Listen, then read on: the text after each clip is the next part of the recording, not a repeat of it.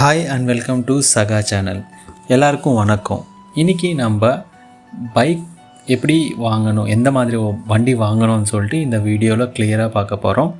So இந்தியாவில் வண்டி வாங்குறது வந்து ரொம்ப ரொம்ப முக்கியமான விஷயம். ஏன்னா இந்தியாவில் வண்டி வந்து ஒரு ஃபேமிலியில் ஒரு மெம்பர் மாதிரி தான் நம்ம எல்லாம் பார்ப்போம். ஸோ அதனால தான் ஒரு பெட்ரோல் வண்டி வாங்கணுமா இல்லை எலக்ட்ரிக் வண்டி வாங்கணுமான்னு சொல்லி தான் இந்த வீடியோவோட முக்கியமான நோக்கமே. ஸோ நான் 2018 வந்து ஒரு எலக்ட்ரிக் பைக் வாங்கணும்னு சொல்லிட்டு ரொம்ப ஆசையாக இருந்தது. ஆனால் அந்த டைமில் வந்து ஒரு நல்ல எலக்ட்ரிக் வண்டி வந்து எனக்கு கிடைக்கல. ரொம்ப நல்லா ரீசர்ச் பண்ணி நான் 2023 தான் எலக்ட்ரிக் வண்டி வாங்கினா. அந்த வண்டி பேர் தான் ஆம்பியர் மேக்னஸ் இஎக்ஸ். ஸோ 2023 பிப்ரவரியில் வந்து இன்னைக்கு வரைக்கும் என்னோடய வண்டி நல்லா யூஸ் பண்ணி கொடுக்குற ரிவ்யூ தான் இது. ஸோ இதுதான் வண்டியோட சாவி. ஸோ இந்த சாவி வந்து நீங்கள் நார்மலாக இருக்கும். ஸோ நீங்கள் உள்ளே வச்சுட்டு நீங்கள் ஆன் பண்ணாலே உங்களுக்கு வந்து டிஸ்பிளேயில் வந்துடும். ஸோ இது வந்து ரொம்ப சிம்பிளாக இருக்கும். அண்டு உங்களுக்கு வந்து பார்த்த உடனே அங்கே ரெட் கலரில் காமிக்கல, அது வந்து சைட் ஸ்டாண்ட் போட்டிருக்கோம். ஸோ சைட் ஸ்டாண்ட் போட்டு அங்கே ரெட் கலரில் போட்டிருக்கோம். அதே விதமாக உங்கள் த்ராட்டலும் ஒர்க் ஆகாது. ஸோ இதுதான் உங்களோட டிஸ்பிளே. அங்கே அண்டு நீங்கள் பார்த்தீங்கன்னா அதில் வந்து ஸ்பீடு எல்லாமே தெரியும். அதுக்கப்புறமா வந்து செல்ஃப் ஸ்டார்ட் பார்த்தீங்கன்னா அதை நீங்கள் ஆன் பண்ணால் அங்கே க்ரீன் கலரில் தெரியும். அங்கே ஹை லோன்னு சொல்லிட்டு ரெண்டு இருக்கும். 2, 1 அப்படின்னா 2னா ஹை, 1னா லோ ஸ்பீடு அப்படி சொல்லிட்டு சொல்லலாம். ஸோ இப்போ நீங்கள் ஹை கொடுத்தீங்கன்னா மேக்ஸிமம் ஸ்பீடு வந்து 60 வரைக்கும் போகிறதுக்கு வாய்ப்பு இருக்குது. நீங்கள் வந்து ஃபுல் சார்ஜிங் போட்டால் 60 வரைக்கும் போகும்.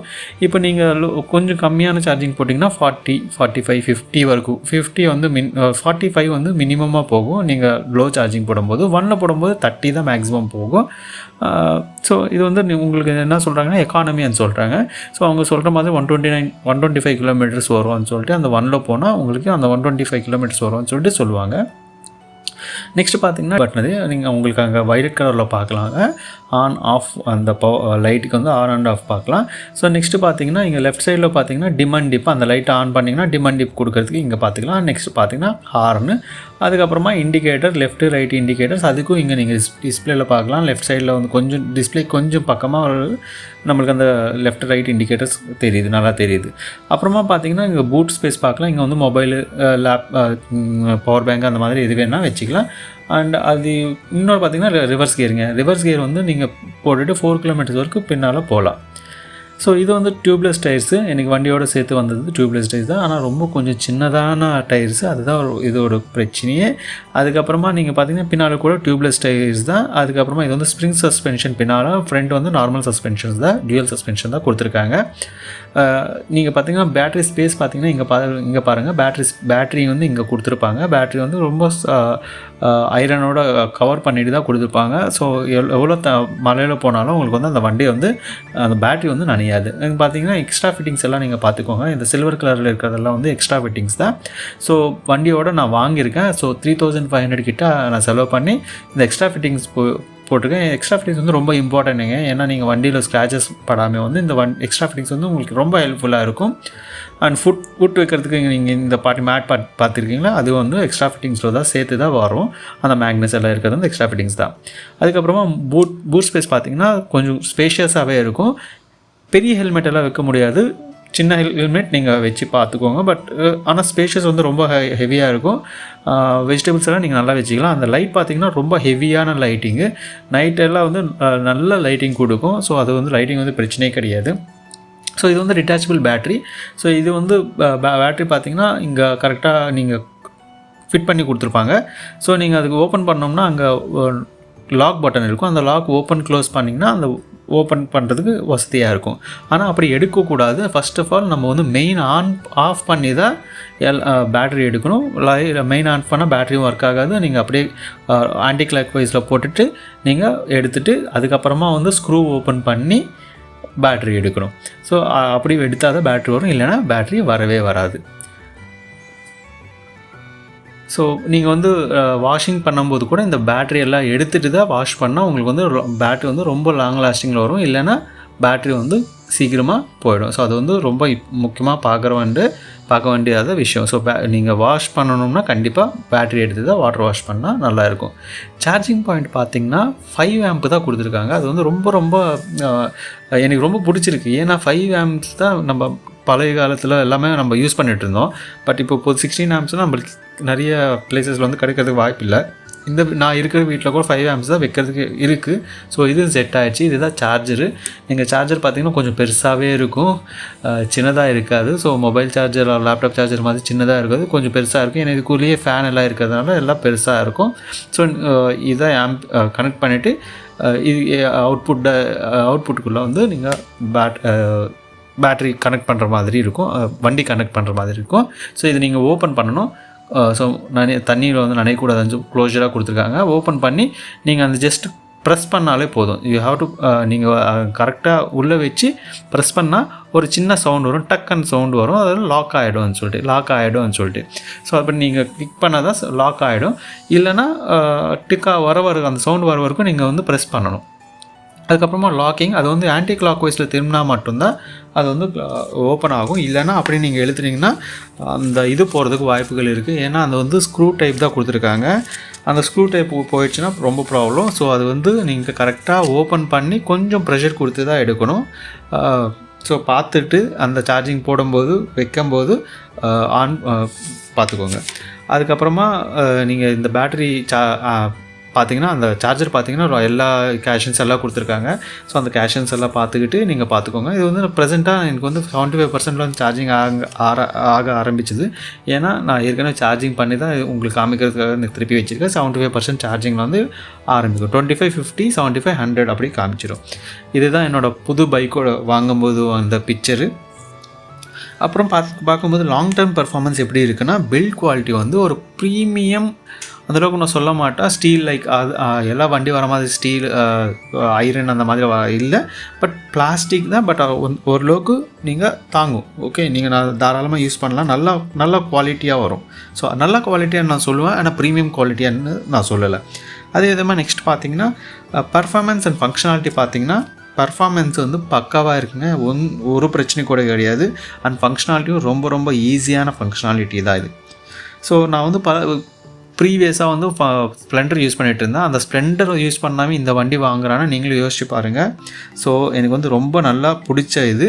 ஸோ பேட்டரி லைஃப் பார்த்திங்கன்னா உங்களுக்கு வந்து பேட்டரி லைஃப் பார்த்திங்கன்னா 100 கிலோமீட்டர்ஸ்க்கு பக்காவாக வரும். நெக்ஸ்ட் சார்ஜிங் டைம் பார்த்திங்கன்னா 5 to 6 hours சார்ஜ் பண்ண வேண்டி தான் இருக்குங்க. எனக்கு வந்து யூசேஜில் எந்த டிஃபிகல்ட்டும் நான் ஃபேஸ் பண்ணவே இல்லைங்க. எப்பாவது ஒரு நாள் கூட எனக்கு வரல. எப்போவுமே வந்து எனக்கு வண்டியை வந்து எந்த ட்ரபிளும் வரல. அதுதான் என்னோடய அட்வான்டேஜஸ். ஸோ என்னோடய ப்ராப்ளம்ஸ், நான் என்ன ப்ராப்ளம்ஸ் ஃபேஸ் பண்ணியிருக்கேன் இந்த ஒரு வருஷத்துலனா, ஃபஸ்ட்டு வந்து ஒரு ப்ராப்ளம் வந்துச்சு. அது என்ன, ஹை டு லோ பட்டன் காமிச்சால அது வந்து ஒர்க் ஆகலைங்க. வெறும் லோவில் மட்டும்தான் போக வேண்டியதாக இருக்கும். அப்போ நான் சர்வீஸிங் கொடுத்தா அவங்க வந்து சம்திங் எலக்ட்ரிக்கல் ப்ராப்ளம்ஸ் அப்படி சொல்லிட்டு வயரிங் எல்லாம் மாற்றணும்னு சொல்லிட்டு மாற்றி கொடுத்தாங்க. எனக்கு வந்து ஃப்ரீயாக தான் பண்ணி கொடுத்தாங்க. ஜென்ரலாக அதுக்குள்ளே வராது, வாரண்டிக்குள்ளே வராது. பட் அது வந்து அவங்க பண்ணி கொடுத்துருக்காங்க. ஃப்யூஸ் போயிடுச்சுன்னு சொன்னாங்க. ஏன்னா சார்ஜ் பண்ணும்போது சார்ஜ் ஆகலை. ஸோ என்னன்னு கேட்கும்போது அவங்க வந்து சார் ஃப்யூஸ் போயிடுச்சுன்னு சொன்னாங்க. ஸோ அவங்க ஃப்யூஸ் மாற்றி கொடுத்தாங்க. So service second time servicing போகும்போது அவங்க வந்து பண்ணி கொடுத்தாங்க. எனக்கு வந்து சர்வீஸ் சார்ஜஸ் தான் எடுத்திருக்காங்க. இந்த ஃப்யூஸ் வந்து சார்ஜஸ் அந்த அளவுக்கு எனக்கு அதுக்கு சரியாக எனக்கு ஞாபகம் இல்லைங்க. அண்ட் ப்ரோஸ் பார்த்திங்கன்னா பர்ஃபெக்ட் ஃபார் ஃபேமிலிங்க. இது வந்து பெரிய அட்வான்டேஜ் ஃபார் ஃபேமிலி. நான் என்னோடய ஒய்ஃபு ப்ளஸ் பெரிய பொண்ணு, ஒரு சின்ன பையன். ஸோ எங்கள் ஃபேமிலிக்கு வந்து பர்ஃபெக்டாக செட்டான வண்டி வந்து இது. ஏன்னா ஆல்மோஸ்ட் அது ஆக்டிவாக மாதிரி தான் இருக்கும். உங்களுக்கு ஆக்டிவாக யூஸ் பண்ணுறீங்கன்னா அந்த ஆக்டிவாக எப்படி இருக்குமோ அதே மாதிரி தான் ஒரு ஃபேமிலிக்கு ஃபுல்லாக செட் ஆகும். அடுத்த வண்டி மாதிரி ஒரு சீட்டு வந்து ரொம்ப கன்ஜஸ்டடாக அந்த மாதிரி கிடையாது. சீட்டு பிளேஸ்மெண்ட்ஸ் எல்லாமே பர்ஃபெக்டாக இருக்குங்க. லோ ப்ரைஸ் எல்லாம் இருக்கிற வண்டி எல்லாத்துமே பார்த்திங்கன்னா இதுதான் கொஞ்சம் லோ ப்ரைஸான வண்டி. ஸோ இது வந்து பர்ஃபெக்டாக இருக்கும். ஹை குவாலிட்டி வந்து கொஞ்சம் அந்த இது விதம் பார்த்திங்கன்னா லெஸ் வெயிட் வந்து ரொம்ப கம்மியான வெயிட்டு. ஸோ நீங்கள் வந்து தாராளமாக யூஸ் பண்ணலாம். அண்டு சவுண்டு வராதுங்க, சவுண்டே வராது. சைலண்ட்டாக போயிட்டே இருக்கும். எவ்வளோ தூரம் வேணால் சைலண்ட்டாக தான் போகும், சவுண்டே வராது. அண்டு ஏதாவது கல் ஏதாவது டயரில் மாட்டினாலும் உங்களுக்கு வந்து அந்த கல் வந்து அடிக்கிற சவுண்டு கூட உங்களுக்கு நல்லா கேட்டுகிட்டே இருக்கும். ஸோ ரிமூவல் பேட்ரி வந்து எனக்கு ஒரு அட்வான்டேஜ் தான். ஏன்னா ப்ரீவியஸாக சொன்ன ஒரு பிரச்சனை சொன்னால ஃப்யூஸ் போயிடுச்சுன்னு சொல்லிட்டு, அப்போ அந்த ரிமூவபிள் பேட்ரி இல்லைனா எனக்கு ரொம்ப பிரச்சனை இருக்கும். And easy handling, next bro வந்து easy handling and nice servicing in செங்கல்பட்டுங்க. செங்கல்பட்டில் ஜெவிஸ் ஆம்பியர் மேக்னஸோட சர்வீஸ் வந்து செம்மையாக இருக்குது. ஸோ ரொம்ப அதிகமாகவும் சார்ஜ் பண்ண மாட்டேங்கிறாங்க. ஸோ நார்மலாக சார்ஜ் பண்ணுறாங்க, பக்காவாக பண்ணி கொடுக்குறாங்க, பிரச்சனையே இல்லை. நீங்கள் அங்கே ஏன்னா வேறு சர்வீசிங் சென்டரில் என்னோட தெரிஞ்சவங்க அவங்க வண்டி கொடுத்துருந்தாங்க, சேம் மேக்னஸ் தான், ரெட் கலர் பைக்கு. பட் அவங்களுக்கு வந்து ஒரு பிரச்சனை பண்ணாங்க, ஹை காஸ்ட் சொல்கிறது. எங்கள்கிட்ட இல்லைங்க நாங்கள் வர வைக்கணும், இது வந்து ஹை காஸ்ட்டு நீங்கள் வாங்கணும்னு சொல்லிட்டு 3000 சொல்லி பண்ணாங்க. ஆனால் இங்கே போனால் ஒரு 250 ரூபாய் செங்கல்பட்டில் பண்ணி கொடுத்தாங்க. ஓகே, அதுக்கப்புறமா கான்ஸ் பார்த்திங்கன்னா டயர் சைஸ் வந்து ரொம்ப சின்னது, சஸ்பென்ஷன் வந்து ரொம்ப வரஸ்ட்டாக இருக்குது. ஓகே, பிரேக் வந்து முக்கியமாக பார்க்கணும். பிரேக் வந்து நல்லா பக்காவாக இல்லைங்க. பிரேக் வந்து ஆடுதுங்க. பிரேக் போட்டால் நீங்கள் ஃபாஸ்ட்டாக போகும்போது பிரேக் போட்டிங்கன்னா வண்டி ஆடி தான் நிற்கும். அதுதான் ஒரு சின்ன பிரச்சனையே. சார்ஜிங் டைம் வந்து கொஞ்சம் பெருசாக இருந்தாலும் நைட் டைம் நீங்கள் சார்ஜ் பண்ணால் அது ஓகே தான். ஸோ மெயினாக வந்து டயர் வந்து ரொம்ப ஸ்மாலு, சஸ்பென்ஷன் பார்த்துக்கணும். அதே விதமாக பிரேக்கிங் டைமுங்க, பிரேக் வந்து கொஞ்சம் பார்க்கணும். இந்த 3 தான் எனக்கு கொஞ்சம் பிரச்சனை. பட் நீங்கள் அந்த ஸ்பீடில் போகலாமே இருக்கிறதுனால பிரச்சனை இல்லை. அண்டு ஏதாவது இன்க்ரீஸ் பண்ணணும்னா மேக்ஸிமம் ஸ்பீடு வந்து 70 போட்டுட்டு அதே விதமாக 125 கிலோமீட்டர் சார்ஜ் வர மாதிரி போட்டிங்கன்னா அந்த வண்டி வந்து கொஞ்சம் நல்லா வாங்குறதுக்கு நல்லா இருக்கும்னு சொல்லிட்டு என்னோடய ஒப்பீனியனு. அண்டு இந்த வண்டி வந்து மார்க்கெட்டில் எந்த வண்டியும் பீட் பண்ண முடியாதுங்க அந்த ப்ரைஸில். நான் சொல்கிறேன், பக்காவாக சொல்கிறேன்.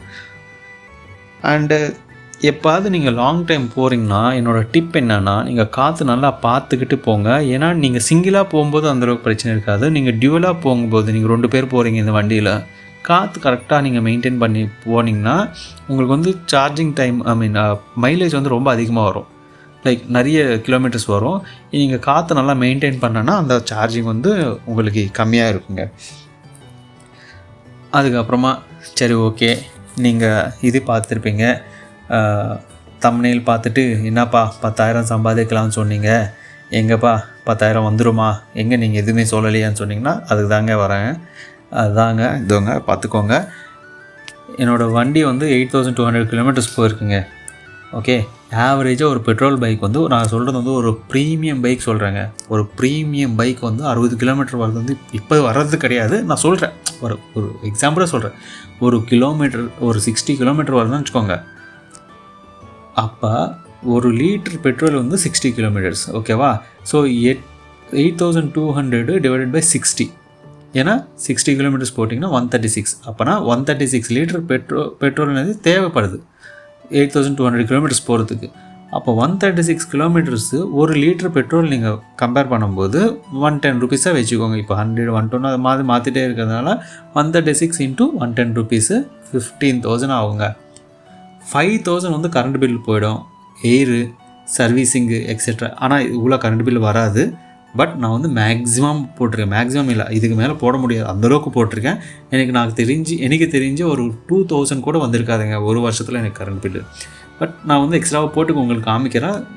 ஏன்னா நான் கம்மியாக தான் உங்களுக்கு வந்து காசு வருதுன்னு சொல்லிட்டு போட்டிருக்கேன். நான் வந்து உண்மையாக சொல்லணும் ஒரு 12,000 கிட்ட சம்பாதிருப்பேன், சேவ் பண்ணியிருப்பேன் இது வந்து. ஓகே, ஸோ 5,000 நீங்கள் எவ்வளோ செலவு பண்ணாலும் மற்றதெல்லாம் வந்து 10,000 வரைக்கும் நீங்கள் சேவ் பண்ணி வைக்கலாம். ஓகே, ஸோ ஏர் வந்து பார்த்துக்கணும். ஏர் நீங்கள் மெயின்டைன் பண்ணிங்கன்னா உங்களுக்கு ரொம்ப மெயின்டெனன்ஸ் காஸ்ட்டே கிடையாது. சர்வீஸிங்கு இதெல்லாம் பார்த்திங்கன்னா ரொம்ப ரொம்ப கம்மியாக ஆகும். இதெல்லாம் வந்து நான் மேக்ஸிமமாக போட்டு 10,000, அது வந்து ரொம்ப பேர் மினிமம் அமௌண்ட் சொல்லியிருக்கிறேன். சரி ஓகே, நம்ம இந்த வண்டி வாங்கலாமா வேணாமான்னு சொல்லிட்டு நீங்கள் எனக்கு கொஷின் கேட்டிங்கன்னா, தாராளமாக நீங்கள் ஒரு ஃபேமிலி பர்பஸ்க்காக வாங்குறீங்கன்னா நீங்கள் கண்டிப்பாக இந்த வண்டியை ஒரு வாட்டி லுக் பண்ணிக்கலாம், இந்த வண்டி வாங்கிக்கலாம், ஒன்றும் பிரச்சனை கிடையாது. If the distance from your home, உங்களோட வீட்டில் வந்து ஆஃபீஸ் வந்து ஒரு 40 கிலோமீட்டர்ஸோட கம்மியாக இருக்குன்னா நீங்கள் கண்டிப்பாக இது பார்த்துக்கோங்க. அண்ட் எஸ்பெஷலாக உங்களுக்கு லேடிஸ்க்கு ப்ரிஃபரன்ஸ் கொடுக்குறது வாங்கணுன்னா நீங்கள் இந்த வண்டி கண்டிப்பாக வாங்குங்க. அண்ட் ஆக்சிடெண்ட்ஸ் வந்து ரொம்ப கம்மியாகும். நீங்கள் உங்களுக்கு ரொம்ப பிடிக்கிறவங்களுக்கு வந்து நீங்கள் இந்த வண்டி வாங்கி கொடுத்தீங்கன்னா வச்சுக்கோங்க, அவங்கள 60க்கு மேலே போக முடியாது. அவங்க 60க்கு மேலே போகலன்னு வச்சுக்கோங்க, ஆக்சிடெண்ட்ஸ் வந்து ரொம்ப கம்மியாகும். இதெல்லாம் ஒரு சின்ன சிம்பிள் டிப்பு. ஓகே, நான் வந்து 1.5 வருஷம் கழித்து உங்களுக்கு இந்த ரிவ்யூ கொடுக்குறேன். எனக்கு வந்து இந்த வண்டியில் எந்த பெரிய ப்ராப்ளமும் நான் ஃபேஸ் பண்ணவே இல்லை. அதில் சின்ன சின்ன ப்ராப்ளம் எலக்ட்ரிக்கல்னாலே ஒரு பிரச்சனை வரும். அந்த தான் ஒரு 3 பிரச்சனை தான். அது வந்து ஒரு பெரிய பிரச்சனை நீங்கள் கன்சிடர் பண்ணலாம். இந்த வண்டி வந்து நீங்கள் தாராளமாக வாங்கலாம். இதுதான் இந்த வண்டியோட ரிவ்யூ. ஸோ உங்களுக்கு இந்த ரிவ்யூ பிடிச்சிருக்குன்னா இந்த வீடியோ லைக் பண்ணுங்கள், கமெண்ட் பண்ணுங்கள், ஷேர் பண்ணுங்கள்.